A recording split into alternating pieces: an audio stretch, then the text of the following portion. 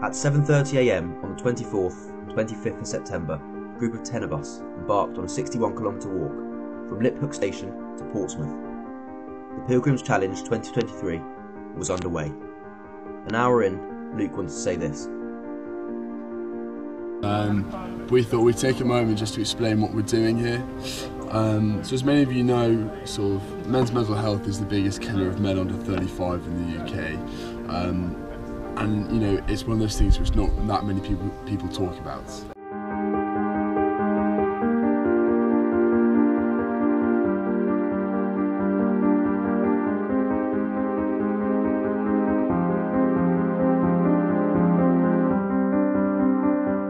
The Max Windle Memorial Trust is an organisation formed in memory of Max Windle, a former RGS student who tragically took his own life in 2021 after suffering anxiety and depression.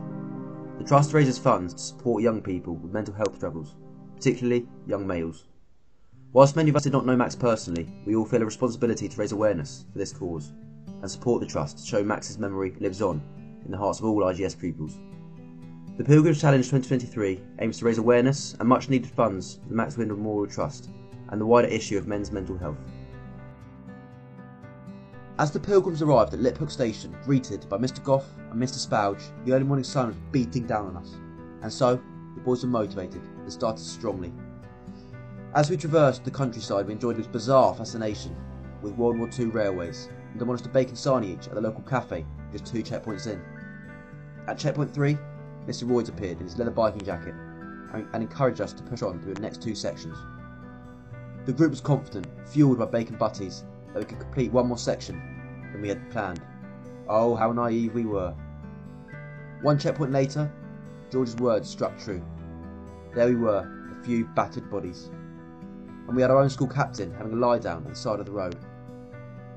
As we trudged into the Queen Elizabeth Country Park, we were thankful to see the RGS minibus waiting to take us to the campsite for a well-earned rest. Following the dodgy doner kebab for some, we headed to the pub for a no-alcohol viewing of the Welsh pummelling of Australia, ensuring we had a giddy LG or Luke by the end of the evening. Day 1 was complete, and we headed back to the campsite to get an early night. The boys awoke at 6 AM to the roar of Mr. Royds' motorbike as he sped back to school for field day. Safe to say, as we set off for day 2, the lack of sleep got to some of the boys' heads. Luke and Jack began to impersonate Bear Grylls and debate the origin of fir trees. Day 2, another day fueled by incessant rugby chat, and whilst this distracted us, the boys grew tired towards the middle of the day. The highlight of day 2 was undoubtedly being chased down by an elderly member of the public, who very generously donated a large sum of cash to the Trust. Whilst the walk was hard, we pushed into Portsmouth and regressed to children fascinated by the Napoleon history of the old forts and Luke's storytelling. We made it to the point, and the feeling of pride was incredible. We were so glad to have raised so much for the Trust.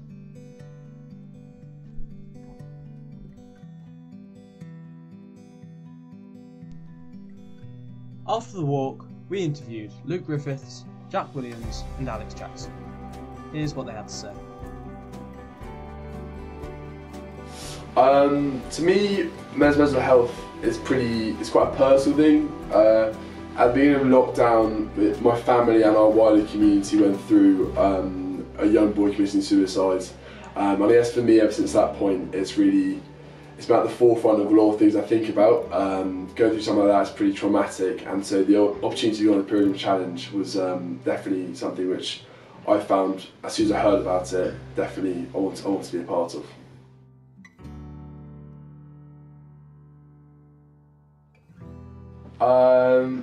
I guess probably after the rugby match on the day before, I was feeling pretty rough, and then the thought of a further 60 kilometres to walk definitely didn't feel great. But I think the chat and the lads really made the challenge much easier than I felt it should have been. I think we all felt we probably could have gone further. Yeah, it was good fun. Sunday morning, when we got out of the car and I looked at the map, and there was a second page to the map. That was when I realised.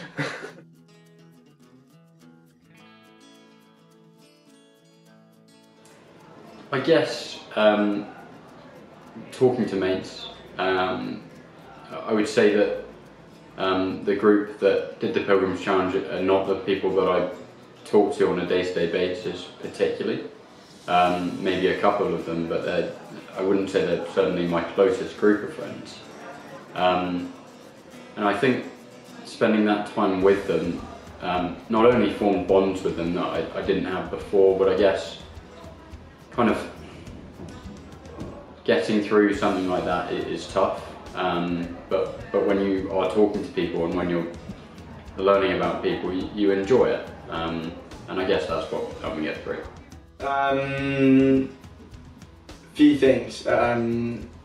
Stu Brown is a very good motivator, and I think overall, just kind of when we started to look at the donations that were coming through on our phones and people coming up to us and telling us how important the cause was, I think that really helped us, and also just a general kind of camaraderie in the group.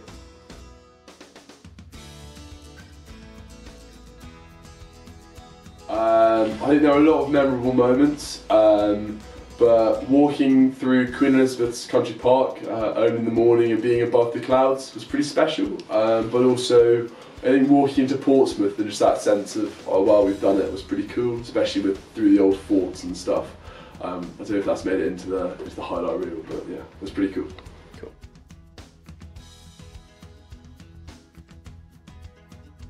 Best chat. Tough one. Because I spoke with quite a few people on the trip that I guess I haven't spoken to before. I'd probably have to go with Bertie. I think Bertie's chat was pretty good, and certainly something that I wasn't used to. Apart from me, Stu Brown. I think that there was a lot of good chat flying around, but I reckon our very own school captain Stu Brown probably took top spot.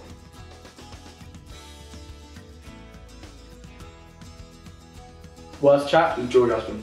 I think it's a pretty clear answer. I would say George Aspin. That's pretty simple, George Aspin.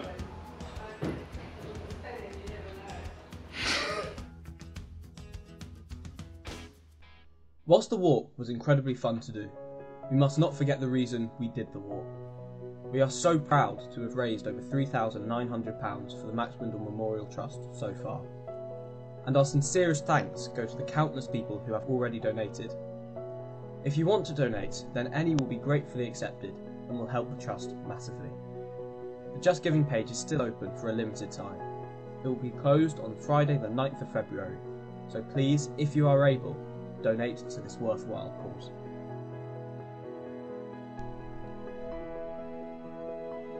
A massive thank you goes to everybody involved, from the teachers who accompanied us to everyone who participated in the walk.